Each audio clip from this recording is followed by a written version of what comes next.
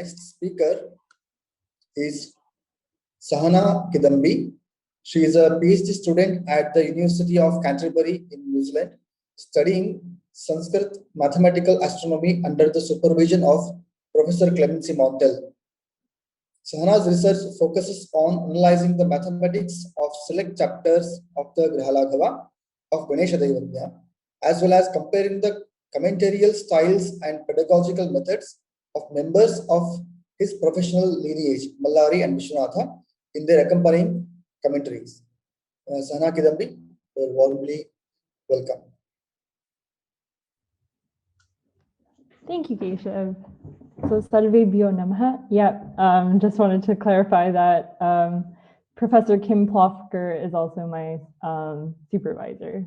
So, Professors Clemency Montel here in New Zealand, and then Professor Kim Plofker in New York in the US. Cool. So Keshav actually provided a wonderful introduction and hit on a lot of topics that I will also be echoing today because we are both studying mathematical astronomy. But I will be providing a little bit more about the background theories to certain models that he briefly mentioned in his talk. So, ancient astronomers of antiquity were observational astronomers.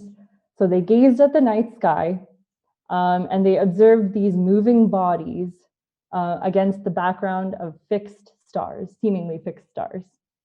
So these moving bodies they called planets, which included the Sun, Moon, Mercury, Venus, Mars, Jupiter, and Saturn. And these moving bodies seem to revolve around the stationary Earth. So thus birthed the geocentric basic planetary model, which has all of the planets revolving around the stationary Earth in simple, concentric, uniform motion orbits. However, astronomers observed that, for instance, planets speed up or slow down at certain parts of their orbits around the Earth and seem to go backwards at other ports. So these two corrections were accommodated in the new and modified epicyclic and eccentric planetary models. Their primary objective to develop all of these new models were to try to come up with the true longitudes of all of the planets. And I believe there was a question earlier about why that's relevant. And again, Keshav mentioned not only in the astrological context, but of course, in, for instance, eclipse calculations and in agricultural purposes as well. The true longitudes of planets were necessary. And so in this new epicyclic and eccentric planetary model, two big things were adjusted in the old simple concentric model. One, to accommodate for what I mentioned qualitatively as the planets speeding up or slowing down seemingly. That is called the eccentric correction. In our modern analysis, this is basically because planetary orbits are actually elliptic in nature. And then the secondary correction, when the planets seem to be moving backwards or retrograde motion, that is the synodic correction, which basically is the heliocentric nature of our solar system. So let's look at the epicyclic and eccentric planetary models. They are equivalent. So looking at the eccentric model, the concentric orbit, which is from our old model, is still here. And that is the path that the mean planet follows. And a concentric orbit is drawn with a shift, which is called the eccentricity. And that is supposed to represent the true motion of the planet. So right here in this diagram, that is P, the true longitude of the planet. Equivalently, in the epicyclic model, we have our simple concentric orbit, but there is a smaller circle, which is called the epicycle, in which the planet is moving in the opposite direction to the epicycle. So if the epicycle is proceeding clockwise, then our planet is moving counterclockwise. Specific features. So ultimately, in this diagram, I wanted to mention the Manda correction, which is the eccentric correction in the Sanskrit tradition. We are trying to find mu. So we use trigonometry to try to calculate mu. Based on the triangle PQO, we can find the sine of mu to be opposite over the hypotenuse. So the epicycle radius RM times the sine of this angle kappa, which is the Manda anomaly angle, over this hypotenuse, which we can also arrive at trigonometrically. Then we have our synodic correction, the Sighra-correction in the Sanskrit tradition. Again, we can use trigonometry in the same method that I just mentioned to arrive at this correction. The thing that I wanted to point out that's different about the Sighra reckoning here is how the anomaly angle is calculated. Thinking back to our simple concentric orbit model, the orientation of the inferior planets, Mercury and Venus, as opposed to the superior planets, Mars, Jupiter, Saturn, basically determine the Sighra anomaly angle. And again, this is similarly a sine function, which we use to find the Sighra correction. One thing to note about the Sighra or Manda velocity corrections. So we are dealing with planetary motion. So think basic physics. Anytime we make any modifications to our longitudinal calculations, so displacement, there is an accompanying modification that we must do to velocity. So if we find the change of our longitudes with this Manda and Sighra corrections, we also have to apply a velocity correction. And that is given approximately as a product of difference in Sighra corrections. So thinking change in Sighra correction over some time unit. So I have basically given you some trigonometry 101 in its application in true longitude calculations.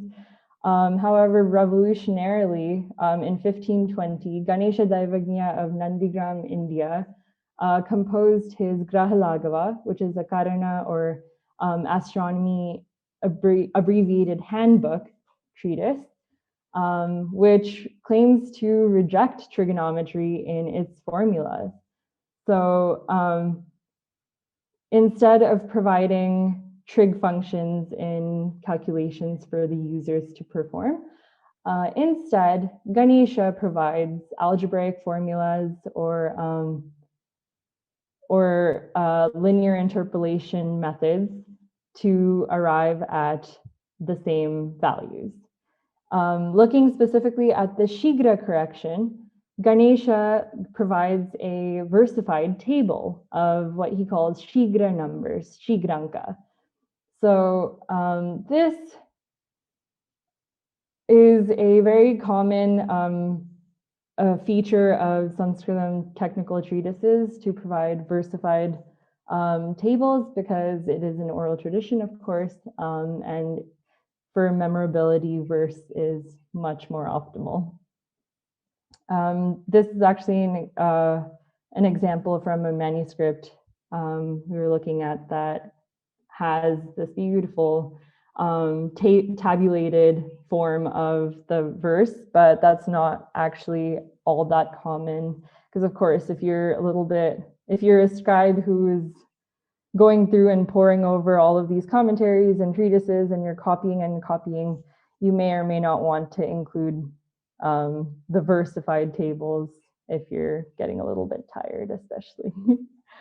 So specifically with the Shigra numbers, Ganesha says that you have to divide each of the numbers by 10 to actually arrive at the Shigra correction values. So I've provided a tabulated version of this Shigra corrections, and he also provides these Shigra velocity corrections, which are canonically some cosine relationship, because again, derivative of your sine function is going to be cosine, derivative of your position function is going to give you velocity.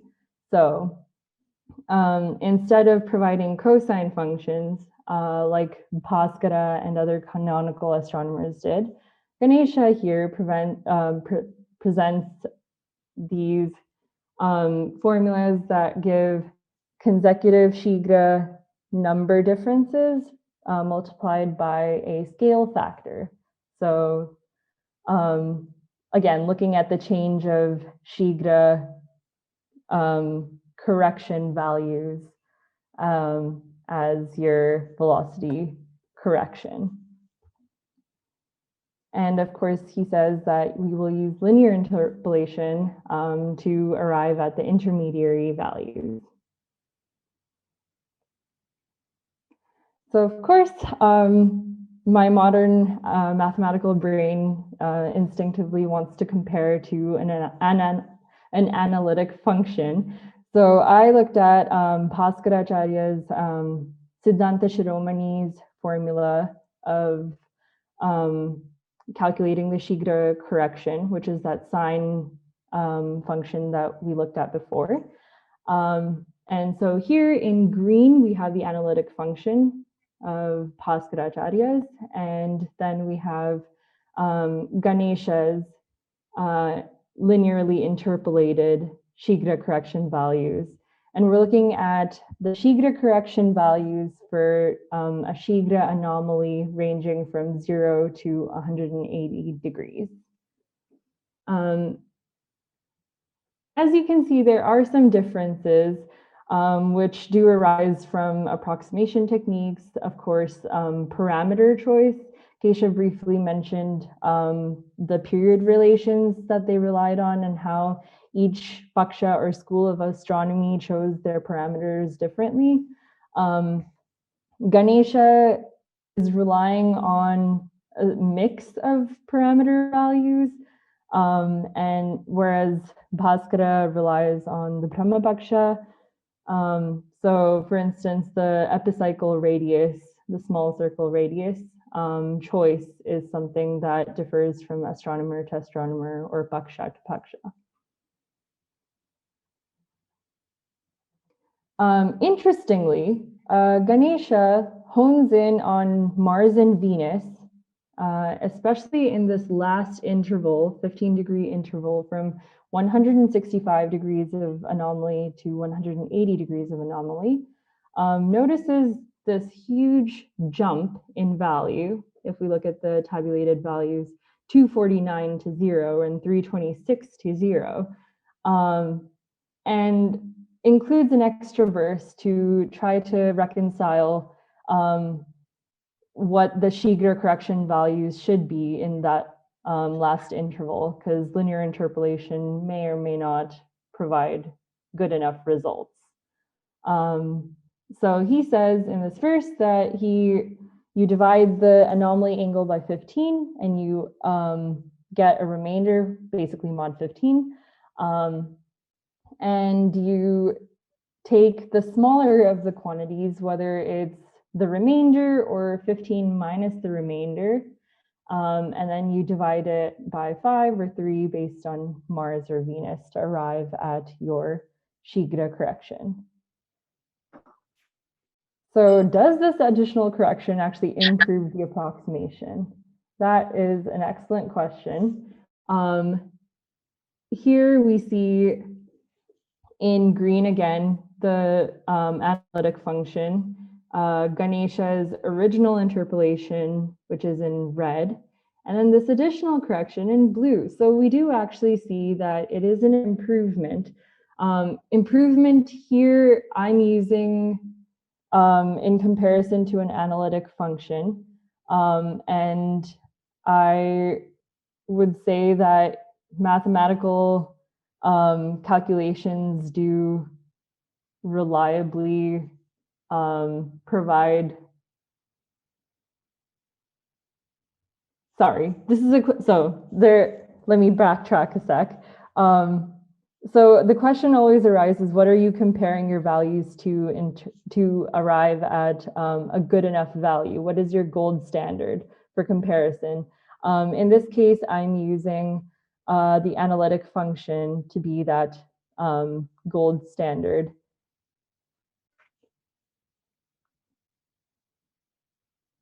So then, of course, I also rely on Mallari and Vishwanatha, who are two commentators of Ganesha's text and two members of his professional lineage.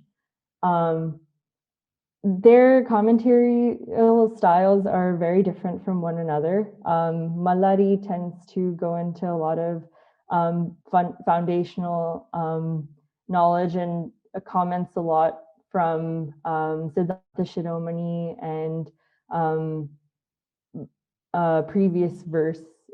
previous work. So he's bringing in a lot of Siddhantic foundational knowledge in his explanations of Ganesha's formulas, whereas Vishwanatha just simply glosses what's going on in the verse and then has an ongoing example that he's working through with the users.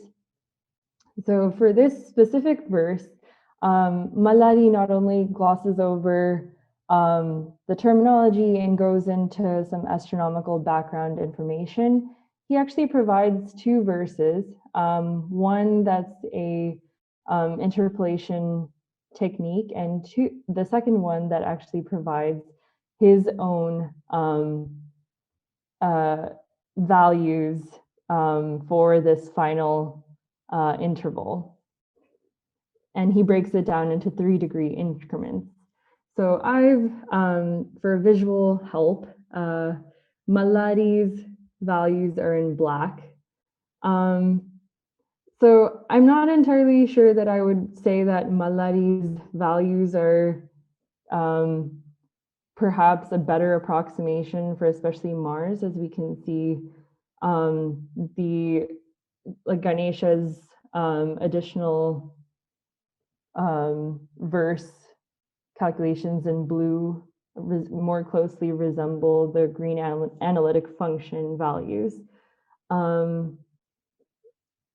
However, this raises the question that perhaps Mallari is actually trying to match observed values.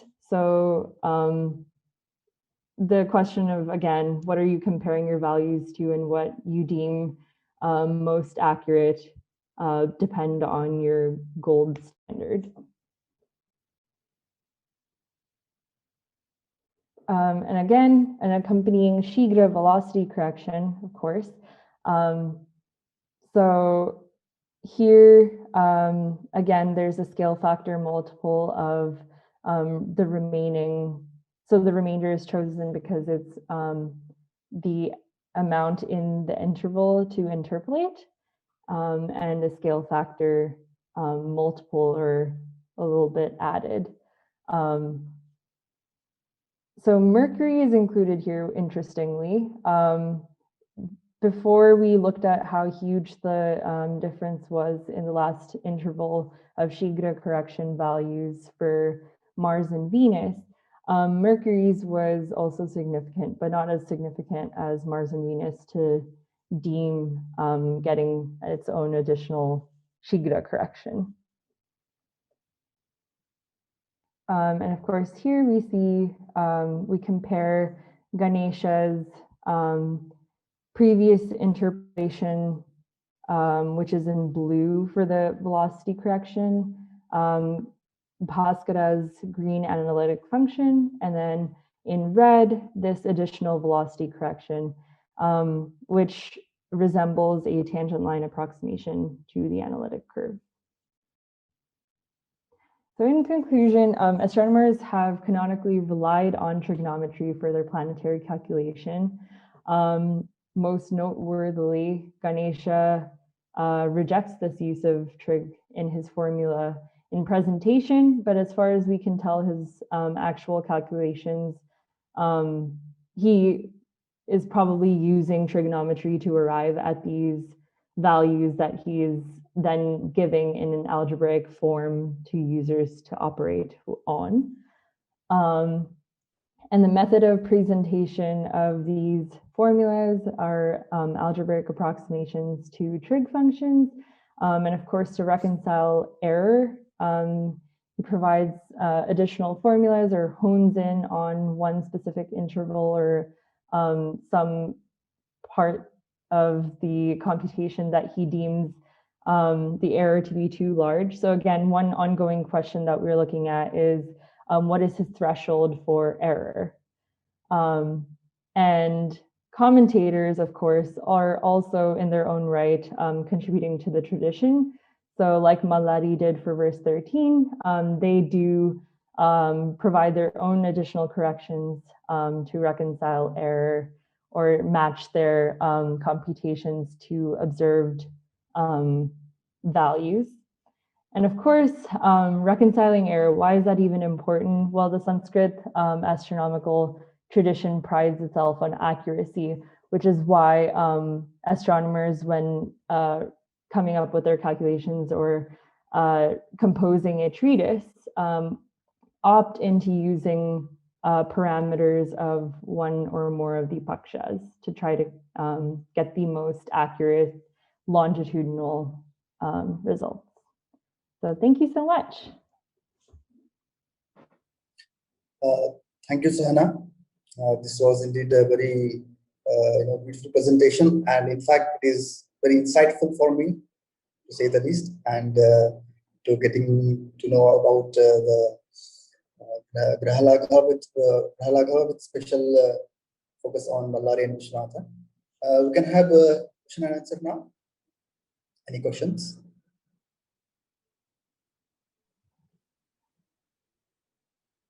May I ask a question? Yes, sir, please. Of course, this is an interesting subject, and it's very interesting that you investigated this. The change from the issue that is raised by the passage from formulae to lists of numbers is reminiscent of what happened in the so-called Vakya system of South India, and it's not entirely clear whether the lists of numbers or the formulae came first, because it seems that the Vakya system goes back to Varochi, and there are indications that some parts of the system could be, earlier than Aryabhatta himself. So, could you comment on that? Do we know that this particular text is actually a simplification of Siddhanta Shiromani, or is there another line of thought, another tradition that was eventually compared with the tradition of Siddhanta Shiromani? And Oh, that's an excellent question. So one of the most fun parts of my research so far has been trying to piece together where Ganesha is using, where his numbers come from. Mm-hmm. So what influenced his computational techniques? because his text actually did end up being one of the most popularly used, like the Grahalaghava is still actually popularly used by astrologers in their Jyotisha traditions. So in his Mangalacharna, in his beginning introductory benedictory verses, he attributes a lot of his methodology to his father, Keshava Daivajña. However, Keshava's own Karana treatise hasn't been studied so far. So we can't say for sure that Ganesha is just using his father's techniques and then perhaps tweaking them to resemble in form Karana Kutuhala, which is Bhaskara's Karana work. So far, because Mallari has been citing Siddhanta Shiromani for a lot of his foundational information in his commentaries, that's why I chose Siddhanta Shiromani as a metric of comparison.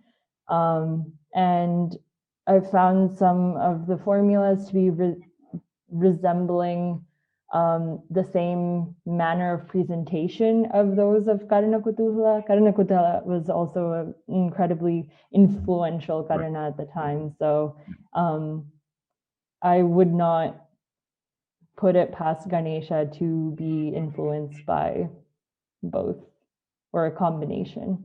One of the verses, so his choice of parameters, for instance, comes from like Saura Paksha, Arya Paksha, and Brahma Paksha. So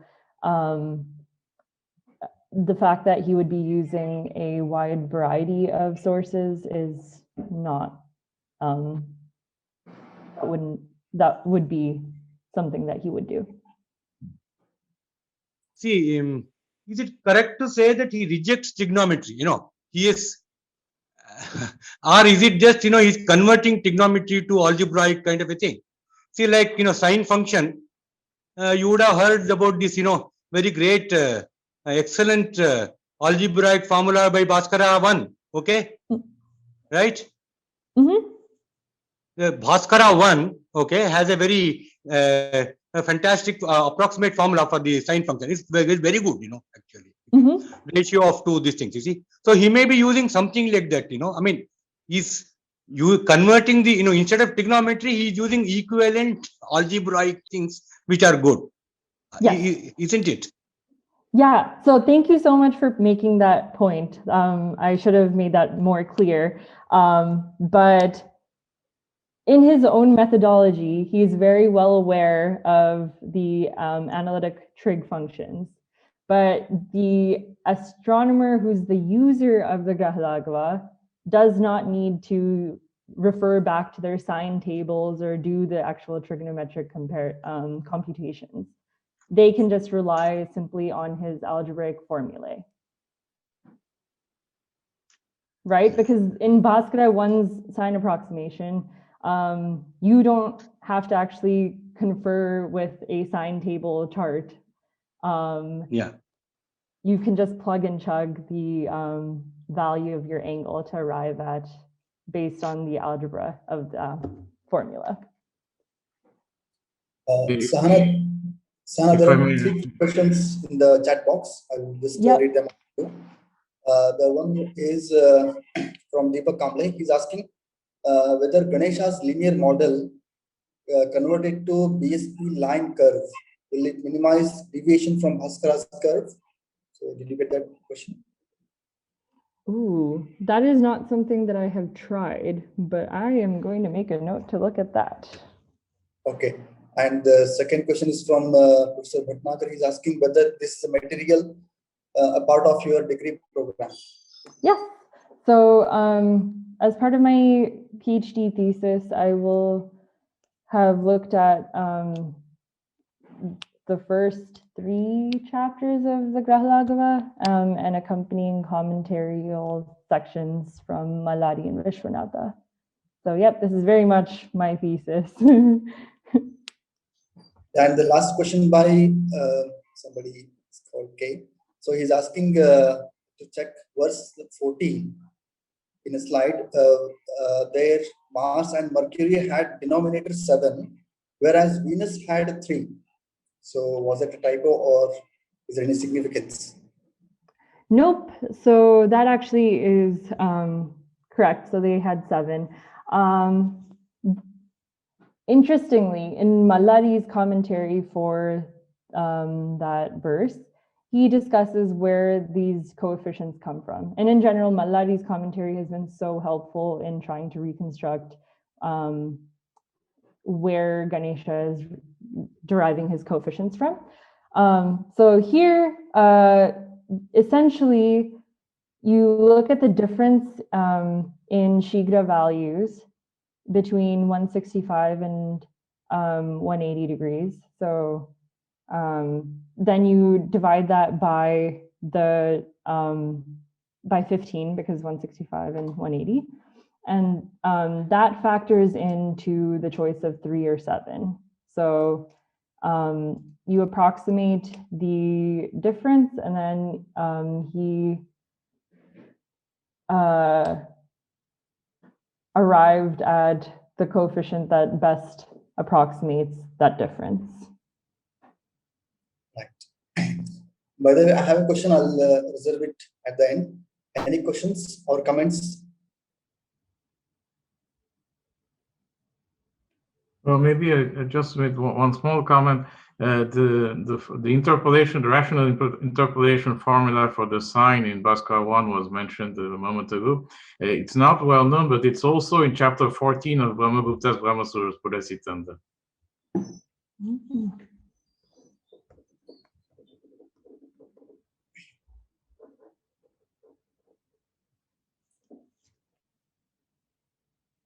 Any more questions? You had a question, please ask. Yeah. So Sahana, you still there? Yeah. Okay. So in Epicyclic model, the texts they primarily give the initial value of this R0, radius of the epicycle, and we find some iterations to get the precise values. For example, in Tatra Sangraha. So did you encounter any such correction with this radius in any of the commentaries of Grahalaghava? So Ganesha actually doesn't provide epicycle radius values. That has been, so Clemency asked a question earlier about like the importance of reconstructing procedure. And that's been one of the challenges of analyzing Ganesha's methodology, because that's not a parameter that he provides. So in Mallari's commentary, because he works through, for instance, Mars, the iterative way of arriving at its true longitude, he says, for instance, we use the epicycle radius of 77. So, like, I think it's a combination of reverse engineering and then hoping that Mallari mentions something in his commentary. I'll thank the speaker and all the commentators.